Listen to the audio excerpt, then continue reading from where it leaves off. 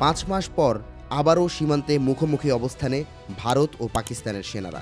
এপারে গুজরাট রাজ্য, ওপারে সিন্ধু প্রদেশ, আর মাঝের বিরোধপূর্ণ অঞ্চল সার ক্রিক ঘিরেই বাজছে যুদ্ধের দামামা।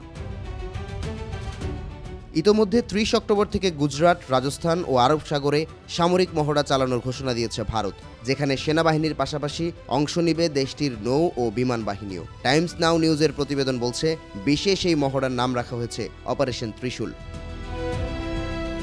20,000 সদস্যের পাশাপাশি 21টি Sudarshan Chakra, main battle tank, howitzer ও মিসাইল সিস্টেম মোতায়েন করেছে সেনাবাহিনী। বিমান বাহিনী মোতায়েন করেছে Rafale, Sukhoi 30, MKI, IL-78 mid air refueller ও অ্যাওয়াক্স।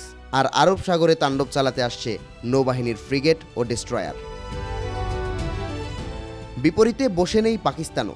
ব্রিটেন থেকে 3টি গ্রিফন 2400 TD হোভারক্রাফট এনেছে দেশটির নৌবাহিনী।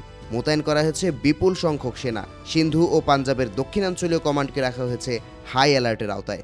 এছাড়া 28 থেকে 29 অক্টোবর গুজরাট সীমান্তবর্তী এলাকায় যে কোনো প্রকার বিমান চলাচলে জারি করা হয়েছে নিষেধাজ্ঞা। প্রস্তুত রাখা হয়েছে 6টি বিমান ঘাঁটি।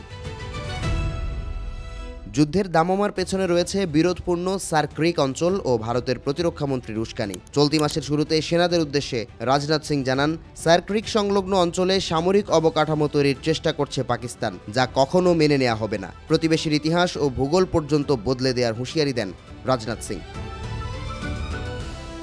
এর কিছুদিন বাদেই বিরোধপূর্ণ অঞ্চলটির ফরওয়ার্ড পোস্ট পরিদর্শন করেন পাকিস্তানের নৌবাহিনী প্রধান অ্যাডমিরাল নাভিদ আশরাফ। এ সময় নয়াদিল্লিকে হুঁশিয়ারি দিয়ে তিনি বলেন, সার ক্রিক সহ গোটা অঞ্চলের সার্বভৌমত্ব রক্ষা করবে ইসলামাবাদের সেনারা। এর মধ্যেই অপারেশন ত্রিশূলের ঘোষণা এলো ভারতের পক্ষ থেকে। প্রায় 96 কিলোমিটার দীর্ঘ মোহনা বেষ্টিত অঞ্চল নিয়ে বিরোধ শুরু হয় ব্রিটিশ শাসনামলে 1914 সাল থেকে। প্রতিরক্ষা বিশেষজ্ঞ রাহুল বেদির মতে 90-এর দশকে সার ক্রিকের বিষয়টি হট টপিক ছিল। এখন এই টপিক মৃত। রাজনাথ সিং কেন এই মুহূর্তে এমন বক্তব্য দিলেন তা পরিষ্কার নয় বলেও মন্তব্য করেন তিনি।